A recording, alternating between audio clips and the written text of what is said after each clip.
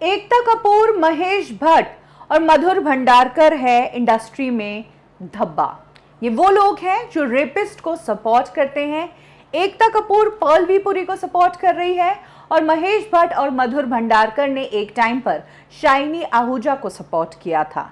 Industry के एक शख्स ने एकता, मधुर और महेश भंडारकर के बारे में ये बात कही है।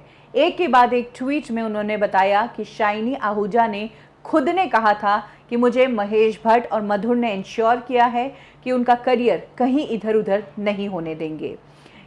ये शख्स है के.आर.के ने एक के बाद एक ट्वीट किए जिसमें उन्होंने पर्ल पुरी का जिक्र करते हुए कहा, अगर तुम एक 11 साल की बच्ची को झूठा कह रहे हो और अपने हवस के पुजारी दोस्त को बचा रहे हो तो तुम भी एक क्रिमिनल हो और सेलिब्रिटी के नाम पर तुम लोग एक धब्बा हो। हम सब जानते हैं कि पर्ल पुरी को एकता कपूर ने सपोर्ट किया है और उसके अलावा बहुत सारे सेलिब्रिटीज ने भी सपोर्ट किया है और इन सभी को के.आर.के ने धब्बा कहा है। इसके बाद के.आर.के ने एक खुलासा किया है और कहा कि शाइनी आहूजा से मेरी मुलाकात हुई थी एक बार दिल्ली के एक होटल में, जब वो जेल से रिहा हुए ही थे, और तब मैं चाहता था कि वो मैं जो कह रहा हूँ उस डायरेक्टर के साथ में एक फिल्म कर ले। तब मैंने शाइनी आहूजा को कहा था कि तुम्हें इस फिल्म को कर लेना चाहिए क्योंकि इंडस्ट्री में तुम्हें कोई काम नहीं देगा। तब शाइनी आहूजा ने के.आर.के को जवाब दिया था कि मुझे तो भट्ट साहब ने और मधुर भंडारकर ने कहा था कि तुम बस अपने केस को संभालो, तुम्हारे करियर को हम संभाल लेंगे।